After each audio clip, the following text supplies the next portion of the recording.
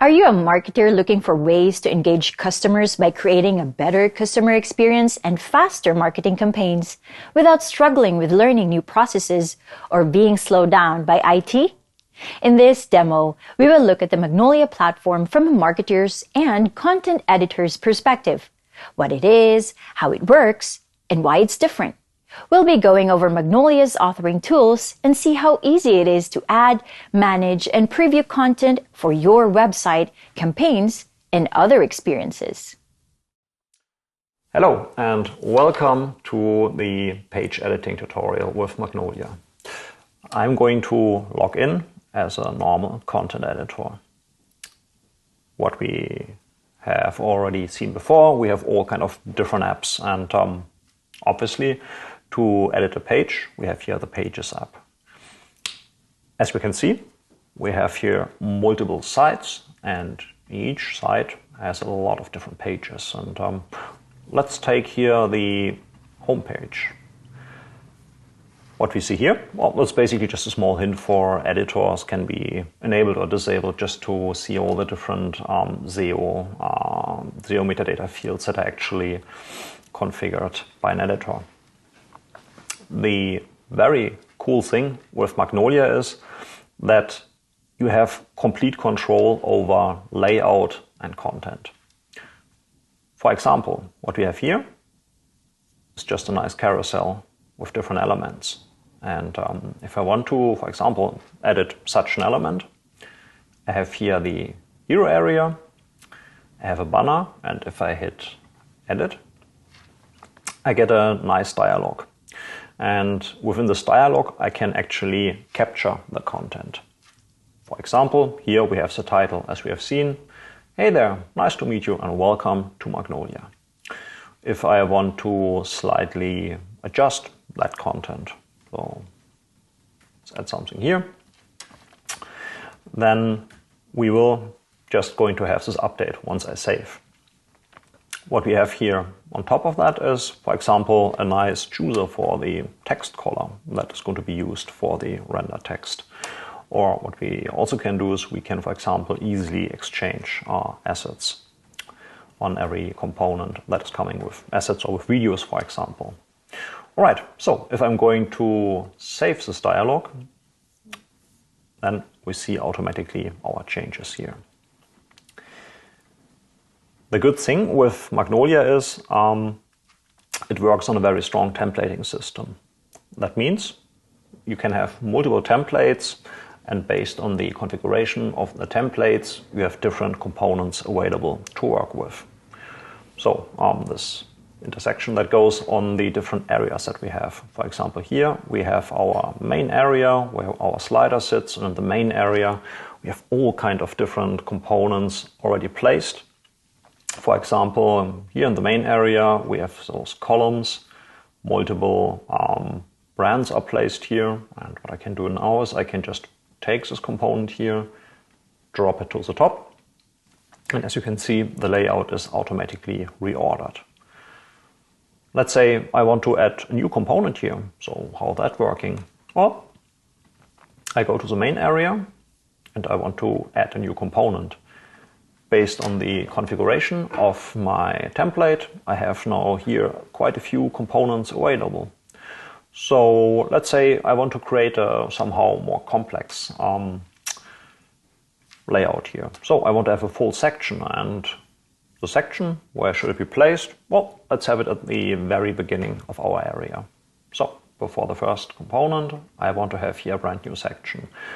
And this layout, I want to have 2 columns, for example. And as you can see, again, so this is a very powerful component. I could even add more advanced things like even parallax scrolling and background images. But for now, let's just go with 2 columns. Save changes. Okay, wonderful. As we can see here, we have now basically 2 places where I can just place a new component. I'm just going to hit the plus, and let's say I want to have a card component. Why not? That's a very good example to explain the full concept. So this is my new component.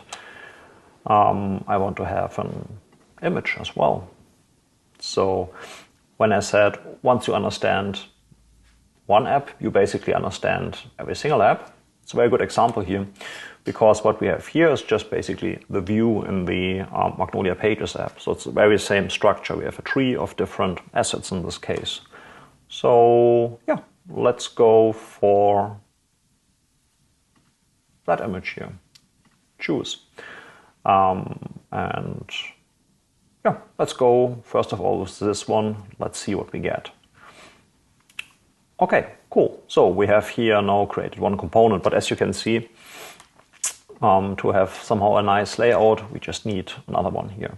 So for that, to make our life a little bit easier, I'm simply going to copy this item.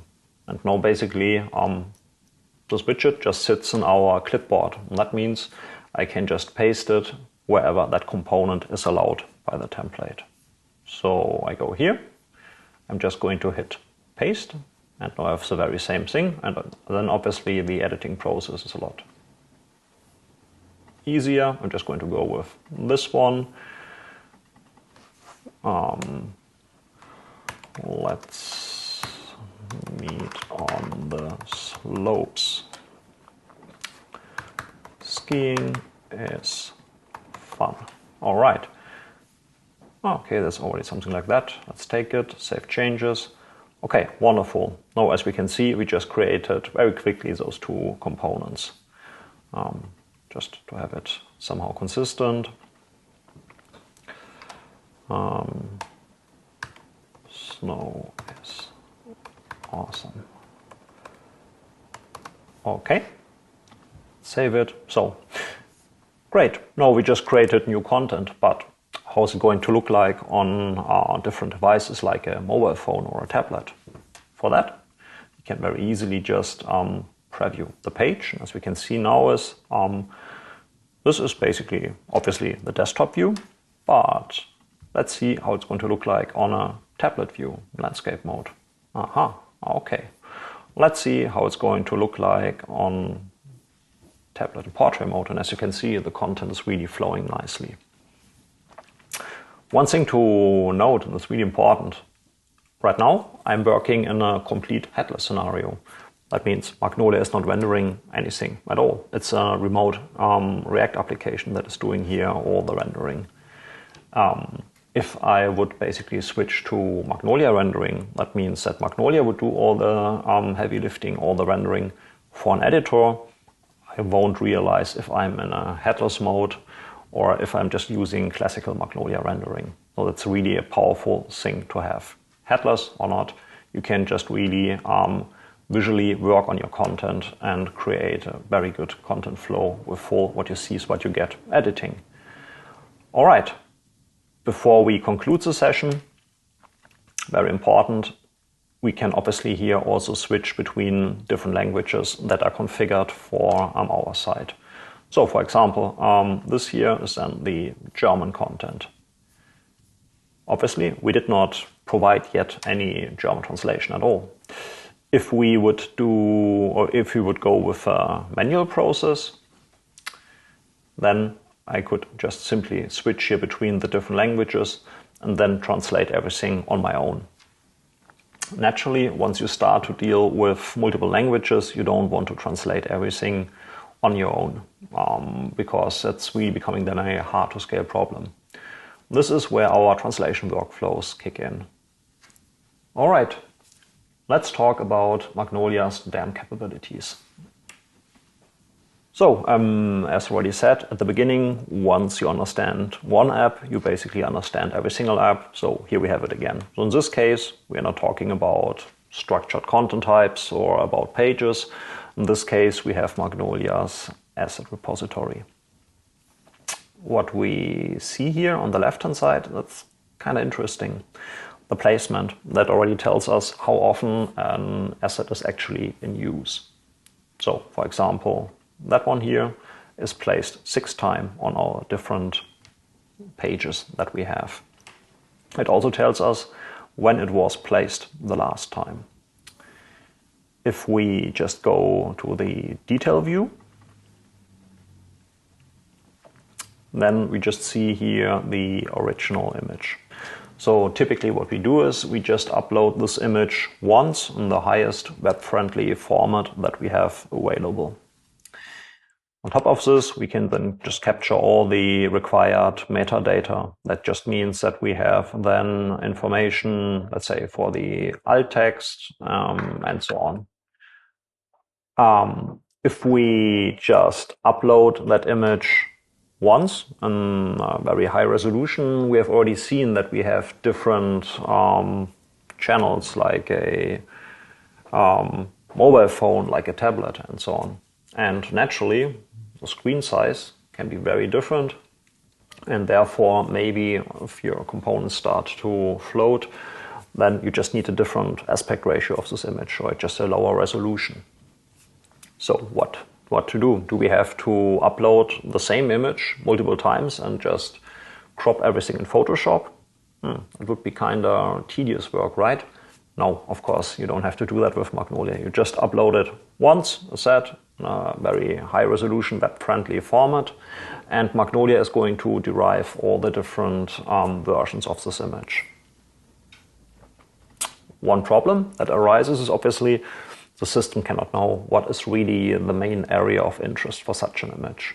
And therefore, you can just specify it with one click. So let's say that here, that's an important part of this image. So I'm going to specify this here as the main point of interest. And what I have then, it's basically a preview how that image is going to look like for all the different variants that can be just sent to our components. So as a counterexample, if I would just send the focal point here, then this is what we would get. All right, I would say that's already a very powerful feature. Sometimes, however, one size fits all is not going to cut it. So let's say there's really a special case and you have to, based on the size, define different points of interest. So for that, you have the focal areas, and then you can just decide on your own how the where the main point of interest really is. As said, I would say out of experience, at least 90–95%, it's just one click focal point for those very special cases. So you don't have to fire up Photoshop. You can just still then manually select the focal area. Okay. Another thing that is really interesting, that's actually the focal hotspots. So with the focal hotspots, you can start to tag certain areas in an image. And then you can start to take this marked area and combine it with content. One good example for this is your lookbook. So let's say you have a lookbook with various persons, with certain types of clothes, and then you can just start to tag certain parts of this image and combine it with a product. Well, obviously we don't have any products here, but just to explain the process. So I'm going to take that part here, click, skiing gear, and in this case I'm just going to select a product. So in this case we have here full access to our PIM. I'm going to go to, well, no, let's make it somehow useful. Let's go to the Salesforce catalog and we just go to accessoires. Let's select a glove. So choose, commit. All right. So if this image is now used in the right context, then those areas will be highlighted and I can click on it and then I will directly jump to in this case, to a product. But as I said, it can be anything like a how-to tutorial or whatever it is. And last but not least, in the dependencies tab, as said, here we just see where those images are actually in use. And if I would just click on one, I go straight to the place where it is actually placed. And as always, that can be anything, not only website. If I use this in a content type or anywhere else, I will also get those different targets displayed. Just to show you how those focal hotspots look in reality, let's quickly jump over to the Pages app, and then I'm going to go to the blog section. And in the blog section, I have such an image with hotspots. So if I'm going to go to preview mode, I can then, let's say, go to this desk here.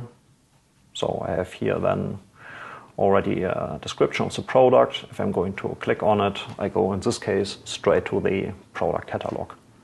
And that concludes our quick overlook on the Magnolia DAM module. All right, let's speak about Magnolia's Campaign Manager. For that, I'm going to log in at the Power Editor. Okay, so let's speak a little about campaigns. What we have seen until now is we have structured content, we can work with pages. Let's talk about your typical campaigns and what it really means to manage them and to create them. Well, we have seen the Pages app, and obviously what I could do if I'm going to launch a campaign, I could just go to the right spots on the page. I could just create a matching element. I could schedule it and I could publish it. Sure, that would work. However, if I think about the typical content management process, then quite often the content as is, sure, it's constantly evolving, but at a very different pace than your campaigns. So for a campaign, you just typically create a landing page. So it's the same process like we've seen before.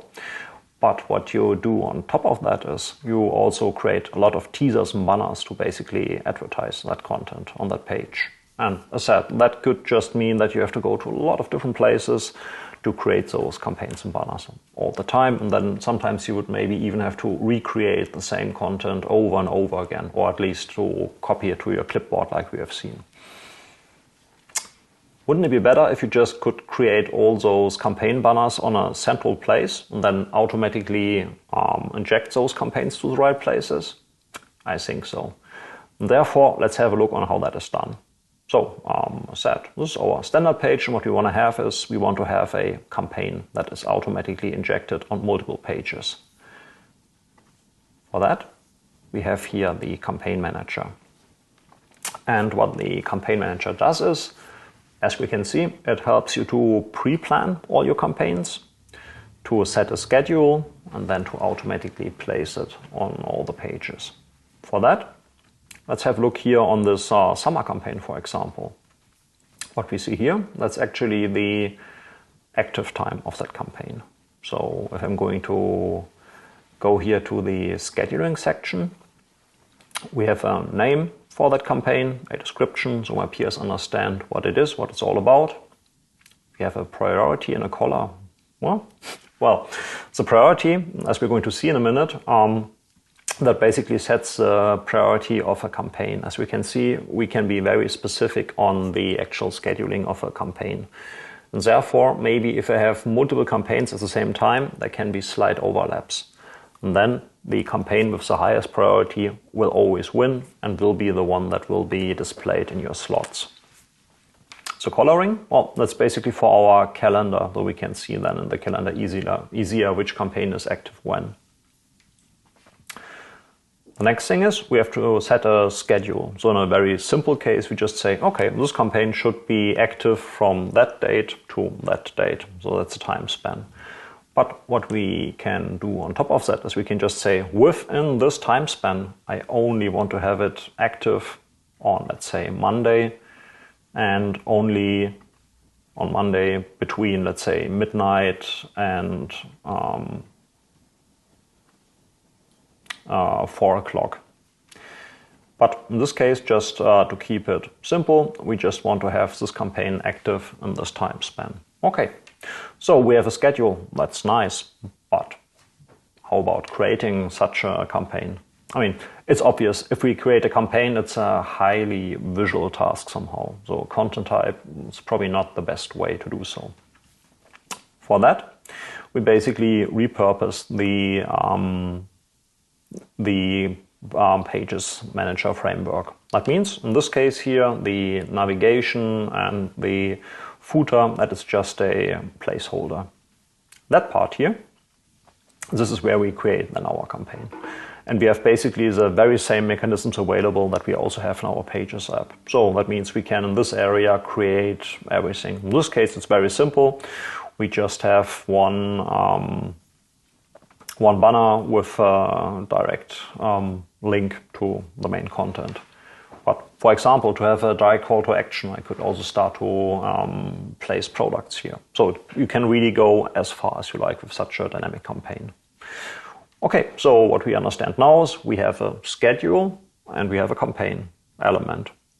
The next thing is just in the calendar. So here we basically understand then when this campaign is going to be, when it's active, when it's going to be delivered.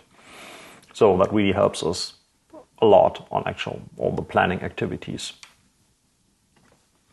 This here, that's the secret sauce in the end, because obviously the page by itself has to understand what to ask for.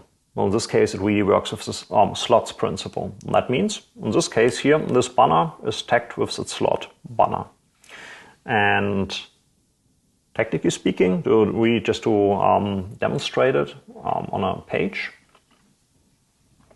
if we go to this page down here, then we see again our campaign that I just created in the Campaign Manager. But how's it really working? If I look here on this component, then we have here this Campaign Manage component. And if I'm going to hit Edit, then we only say, well, this here, that's a banner slot.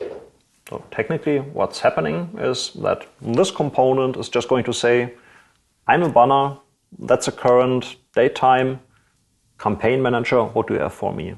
The Campaign Manager will go through its books. It will just look for all the campaigns tagged with banner. It's going to look for a matching time slot, and if it's a match, then basically this component will be sent back here. What we need obviously is also a good preview as a content manager to understand how the page is going to look at which point in time. For that, we can preview this page, and we can preview this page as a visitor.